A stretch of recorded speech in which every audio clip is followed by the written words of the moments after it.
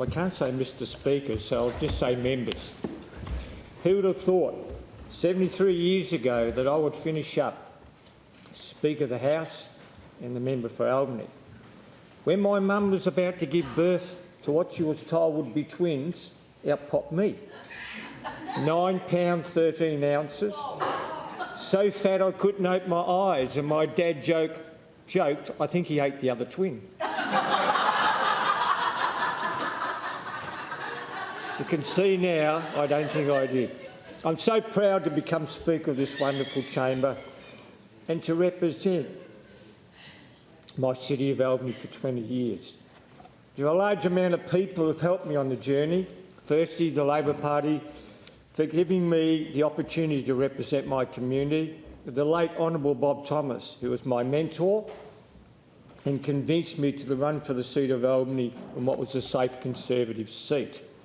When Bob was the upper house member, he set up networks in the South West and Great Southern, which helped myself and Mick Murray get elected.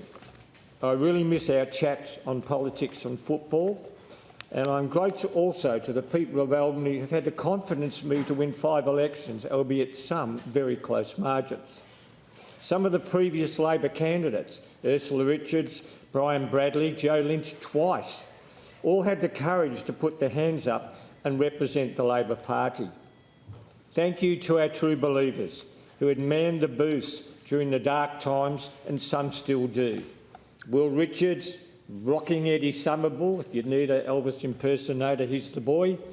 The late Norma Freebury, the Rowe family, Alan, Doug, John, and the late Joan Rowe. Joan Rowe always said to me, I've got your back, Watto, and with her 2 sons and a husband, I always felt very confident. The late Stan Tate and the late Beth and Ted Daniels. I'm proud to work with these wonderful true believers. My staff over the journey have been amazing. Guy Roth, spelt W-R-O-T-H, because in my maiden speech I didn't check it and he has let me know for 20 years. Or Bomber, as everyone knows him, is one of my greatest assets. He lives for politics and election campaigns. If it wasn't for him, on the first election day, picking up the slack when our campaign manager went missing, I wouldn't be here today. Guy is loyal. We've been together for 20 years. You only get 15 years for murder. Being a country member, you're away from your office a lot, and you have to have the confidence in your staff to keep the office ticking over, and Guy and Ian do that. Guy's a great tactician in elections, and although we don't always agree on some things, we work it out in the end. It never ceases to amaze me why the party has never used Guy's expertise during campaigns. Now, I got a text from Bomber today. Best wishes for your valedictory, Cobber. Who would have thought from that night Bobby Thomas started to plan my first campaign that after 5 great wins, you'd be giving your valedictory as the Speaker. It's been an exciting and fun journey, sharing that roller coaster ride with you. I've got the page wrong. I could put the wrong page there. Ian Bishop hadn't been with me as long, but he's just as effective in different ways. Ian is the organised one in the office, the only one, and is at the front desk, the first contact to our constituents. Ian also does the organising for our seniors concert and also our polling booths. We are a team in Albany, always been a team effort. Julie Hooper and Pam Stoney, jobs shared at the start, and now we have Christine Hunter working for us part-time. These great women have each been an asset to the Albany office. In 2001, I swung 15.6% two-party preferred to win against the odds and became the first Labor member in Albany in 26 years.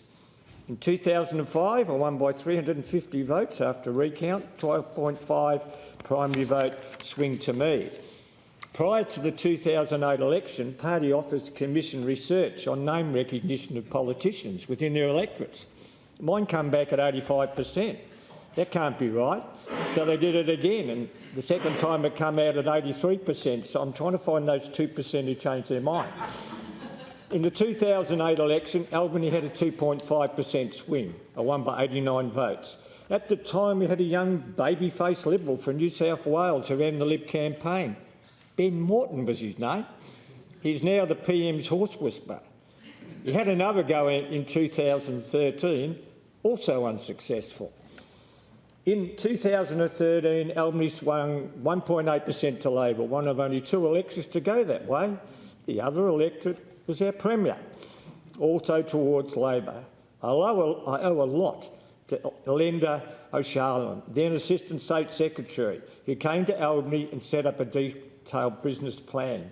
When Cyclone Linda left, it was a great loss to the Labor Party, but I still wonder about a taste in men, the member for Balcatta. During this time, the big Liberal promise was only a Liberal government would deliver a gas pipeline. A big truck with huge signs drove up and down the main street of Albany for 2 elections with this message. I think the truck got lost, as did the gas pipeline. During the last 2 elections, my opponents spread a rumour around town that I was dying, both times. The whispering got back to me, and as a cancer survivor, I thought it was a cheap shot. I treat election time as a grand final or an Australian title. I get myself fit, maybe lose a bit of weight and work hard. So it's disappointing when some of my seniors ring me to say, I'm so sorry to hear about your health, Peter. My family is my greatest asset. With me today in the chambers, my sister Lynn, my wife Diane and my children, Christy and her partner Benjamin. Still haven't worked him out yet. Christy has a successful career in the health industry.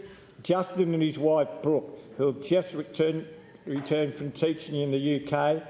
We're so glad to have you home. We were worried we wouldn't get you back. We got you back from Barcelona, and that business class ticket I bought your son, you can start paying it off now. Sarah, who is a talented wedding photographer, Flossie Photography, and Sophie, who works in defence in Canberra. I can't tell you what she does. And my grandchildren, Emily, Mason and Eden. I'm immensely proud of all of them. They are special people in their own ways. Emily has a taste for politics and media. At 15, Mason, who's soon be taller than Papa, is very good at sport and schoolwork. And Eden loves her gymnastics, advanced maths and teasing her Papa. During my first term, I was away a lot, and that put a lot of pressure on my previous wife, Liz, the mother of my 3 children. I appreciate how she carried the load at that time. Watching online are my interstate in-laws, Karen and Owen, watching from remote mountain on the top, high in the snowy mountains, assuming that the pedal radio is working and the power's on. My mother-in-law, Audrey in Albury, and Talina in Sydney. When we first started at Parliament, the first thing we had to do was go to Government House to be sworn in. As you were being told what to do, I wasn't listening. Being a Watson, we're always called last. To my surprise, the first person they called up was the member for Albany. They pushed me up on the stage and I said to the governor, what do I do? He said, do up your jacket, son, smile, shake my hands and look at the cameraman. In Parliament, the first day was quite an experience. I was on the row second from the back with Martin Whiteley, the late Paul Andrews, John Bowler and John Quigley. Courage comes in different forms, and Paul Andrews, who had a stroke during the election campaign and still kept campaigning, showed plenty of that. As acting Speaker, Paul was one of the best speakers I have seen in my time. And there was Q, who I sat next to for 4 years. I thought, it's got to get better than this. In which time, he and I sorted out the Mallard appeal. We sat late in those early days, and Q would often get me to look at something. I had no idea what it was, but he was convinced that Mallard was innocent, so I was extremely disappointed. After all my input, Q got all the credit. The opposition called us the Cabbage Patch, but we renamed it ourselves, Gallup's Half-Back Line. Nothing got past us with a T-shirt to match. It was a bit embarrassing for Jeff Gallop that when they took the photo for the Sunday Times, Jeff was putting on his T-shirt, which left half his stomach exposed. And I have sold so many of those prints as fundraisers. The poor Hansard girls, Wendy, Elaine and Kelly, the A-team, who we always tried to make laugh, were diligently doing their job, being in government in the backbench, so there wasn't much else to do in the chamber. So we created mischief, but I'd like to congratulate Hansard. They do a tremendous job making our speeches look better. One of the first projects I was involved in was the Albany Entertainment Centre. Bruce Manning from the Great Southern Development Commission and Andrew Hammond, who was the CEO of the city, worked tirelessly to get the AEC off the ground against great opposition. Andrew Hammond has gone on to bigger and better things. And at the time, the Mayor led a march up the main street protesting against the centre. And then when it was open under the Liberal government, he got up there and claimed credit for it. Bruce Manning has done a tremendous job for our region over a long period of time, and I'm proud to work with him on his many projects. The City of Albany went through a period of instability, having 3 CEOs in 3 years. Graham Foster came in, steadied the ship, and our current CEO, Andrew Sharp, is also doing an excellent job. Over my time in politics, I've seen some great leaders. The first time I met Jeff Gallop was in a pre-selection meeting. On TV, he seemed aloof, so I was really surprised when I met Jeff to find out he's a lovely, warm and super intelligent man. My constituents loved Jeff and he had time for everyone. It was a shame his health issues caught up with him. Being a Premier is a very, very stressful job. Eric Ripper, the world's best treasurer at the time, before you, Ben, was one of the most intelligent men I've ever met. I remember having a meeting up in Parliament with Eric when we first tried for our funding for our entertainment centre. There was a particular developer who was quite aggressive. Eric put him in his place with facts, figures and sent us on our way to get a better business plan. We only asked for 12 million at the first meeting, but it turned out to be 60 million, so we must have had a very good business plan. Alan Carpet was a good man who was thrown into the fire when Jeff Gallop had to stand down. He, being an Albany boy, sure helped me retain my seat. Troy Buswell was an enigma. On his feet in the chamber, he was one of the best I've seen. His knowledge of his portfolio was always spot on, and he could have been a future Premier. It's sad that his party didn't act sooner to help him. The warning signs were there for all to see. Troy and I had some great contests in the chamber, and he really stitched me up quite a few times. Mark McGowan has been a tremendous leader for our state in the most trying of circumstances. He showed courage in making hard decisions that needed to be made and then sticking to them, despite being hounded by the opposition and various business groups. I remember long ago how disappointed Mark was when he missed out on the minister's job in 2001. But he showed a lot of ticker and he's got the last laugh, being our most popular Premier ever. During this challenging COVID year, Mark McGowan and Roger Cook had such a calming influence when people needed to be regularly assured about their changing world. Premier, I thank you for giving me the opportunity to be Speaker. It's something I'll never forget. Probably a few other people here probably want to forget it, but it's a great honour, and I really thank you for it with all my heart. Amidst the fear and uncertainty this year, sometimes I've had a laugh driving up and down the Albany Highway when the regions were in lockdown and planes were grounded.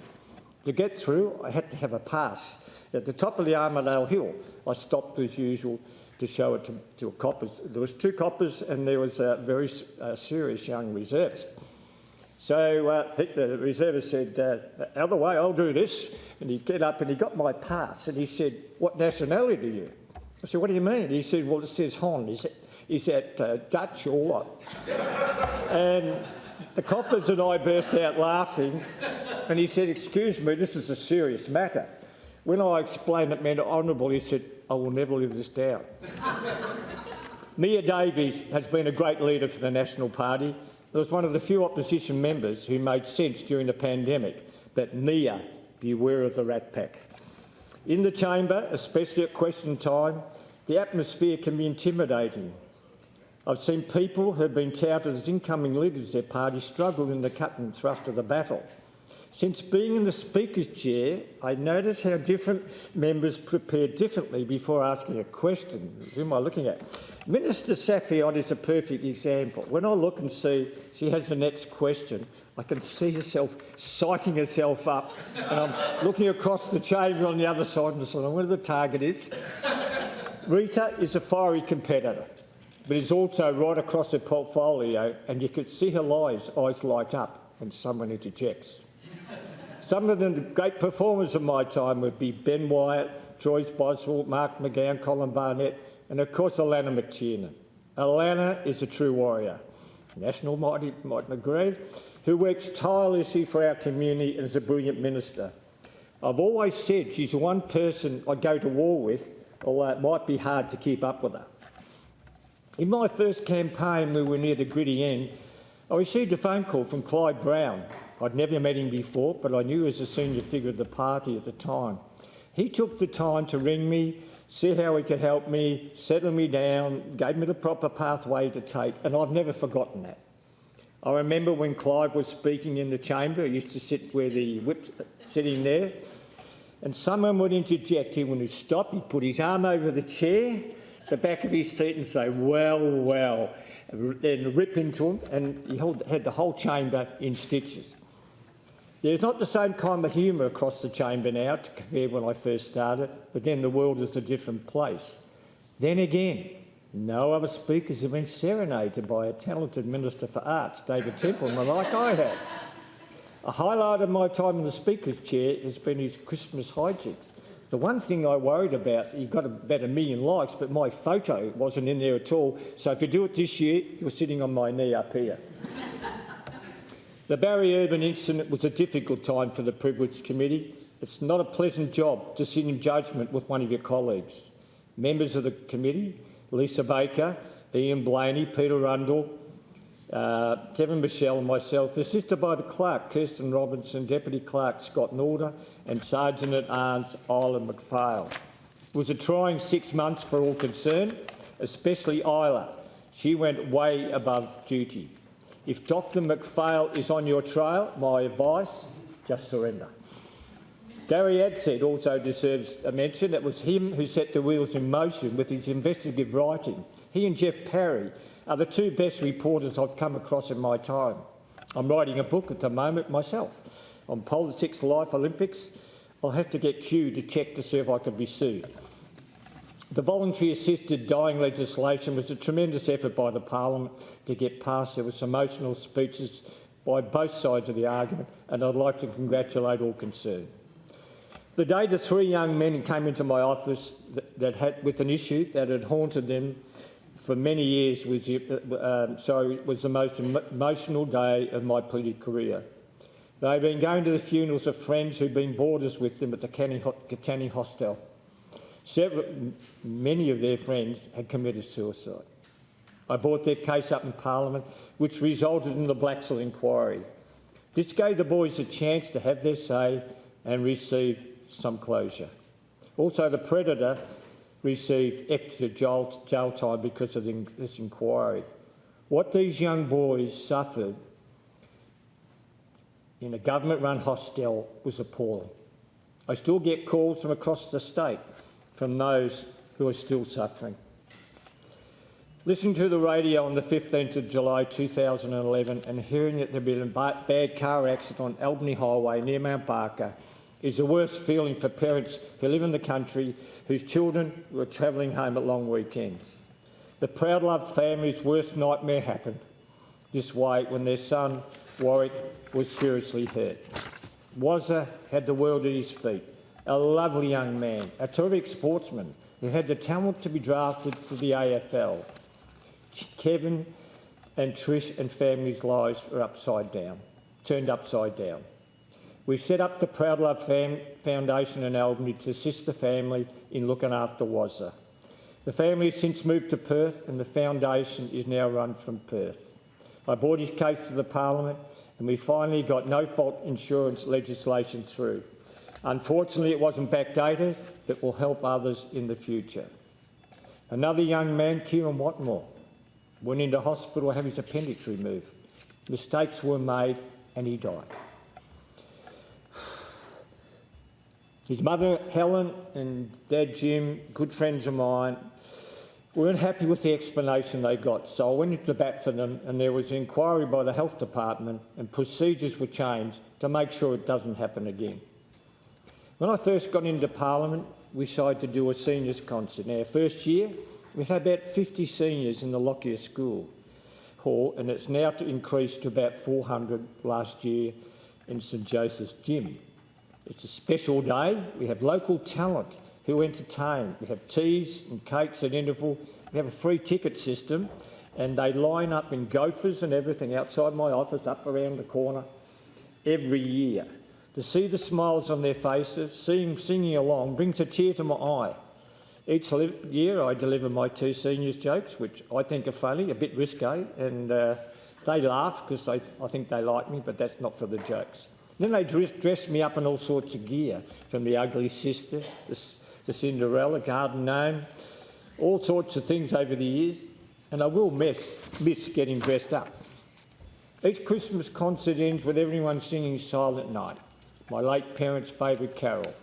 They are the reason I started the seniors concert. Mum and Dad rarely had a chance to go out. I only wanted to provide an opportunity for my seniors to look forward to each year.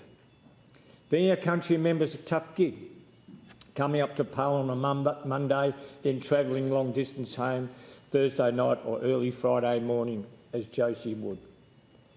And then a full day in the electorate. We miss spending time with our families. In sitting weeks, most country members go home to an empty house each night. When you get to Parliament, the first people you see are the staff. They have been my family for 20 years and I will miss them all. In Perth, I begin my day with a long walk, which includes walking past the park. I go down to Elizabeth Quay, up St George's Terrace, and then I pass the dining room. And I'll miss having Anna and Maria waving to and doing star jumps each morning. Since I was appointed Speaker, the staff have been amazing, and I'll mention specific people in my final speech tomorrow. Behind every Speaker is your backup team. That includes my clerk, Kirsten Robinson, the pocket rocket, Deputy Clerk Scott Naldo, my in-house lawyer, the Sergeant-at-Arms, Ola McPhail, my executive assistant, the ever-bubbly Jackie, my steward Anna, the chamber staff and all other staff that keep this Parliament ticking over do a fantastic job. Rob Hunter, who has to make difficult decisions in this Parliament, and probably upset some people with those decisions, but he managed to keep this place ticking over. Parliament houses the living, breathing treasure of our state, and I hope funds can be found to help maintain the buildings in a manner befitting its importance. If not, more money need to be sourced down the track, and a future government will have to find a lot of money to maintain it. On a personal level, global warming is something that really concerns me. I worry about the world I'm leaving my children and grandchildren. Maybe reducing logging of native forests is one way we can make a difference, and there's so many others. Mick Murray. What can you say about Mick? Well, I can say about Mick. One day, Mick and I were going downstairs after Matt Burney had a go about Anna, Mick's wife. We turned the corner, and who's walking towards us with his chin out was Mr Burney. Mick said, "I'll have you," and Burney said, "Bring it on," and dropped his hands and went, "Yeah, come on," and because, I'm trying to hold Mick back, and he said, "Look at his chin, look at his chin." I'm struggling, but wise heads shuffled Mr Burney away. Another time I was walking behind the chair to come into the chamber, and Mick come flying past to have a go at the member for North West Central, had a crack about his hearing. I managed to stop him, and I think I saved both parties a by-election because if I had to let him go, I think you would have needed new members. Mick and I were roommates for a long time. We spent a lot of time working out the problems of the world. One day we think we had the worst job in the world, and a week later we thought we had the best. Politics is an up and down existence, and only the tough survive. Mick is one of the toughest, and I'm proud to call him my friend. John McGrath, can't forget John. John has been a great member of Parliament, as well as my failed lawn bowls coach. John says it's how it is. I think some days he wishes he was on our side of the chamber. I always think that underneath that shirt is a red T-shirt, that one day he just wants to rip it open and say, I fooled you all. Oh, you don't? Okay. But he's a good friend. I've known John the whole time he's been here, and a great man and a good friend. A lovely speech tonight from Josie Farrer. Sums up Josie's input to her community. Electric slogan has been, I am here for you, mob, and she was. I'm proud that our Parliament was able to introduce Welcome to Country at the start of each day's sitting. Members, new and old, the election period is upon us, along with the pressures and stress that go with it. Please remember the Are You OK message and stay well. Making the decision to retire was a tough one, but it was made easier when Rebecca Stevens put up a hand. Rebecca is a local with strong family ties, and she has the same interests as me, Albany, Albany, Albany. I saved the soppy bit to last. My wife Diane and Harry the dog are my pack. They mean the world to me. Diane is my rock, my best friend, and is always there in the tough times. Diane is a brilliant children's author, sparking children's imagination through her books. Harry is our rescue dog. He's my mental health dog. Every morning he's there wagging his tail. And when we go for a walk, we sort out the world's problems. Harry wanted to be here today, but the Speaker refused entry.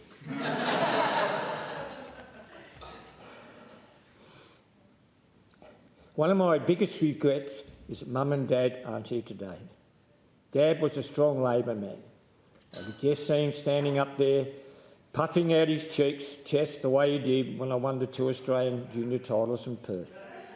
Just before Mum passed, when I told her I was running for Parliament, she said, "What do you want to do that for?" She then said, "If you do, remember to look after the people who need it the most," and I've always tried to do that. I'm glad that my little big sister is here in their place. I'm not everyone's cup of tea, still on a few toes at a time, made lots of mistakes, but I've always given 100% for my constituents. That's something I'll always be proud of. Thank you.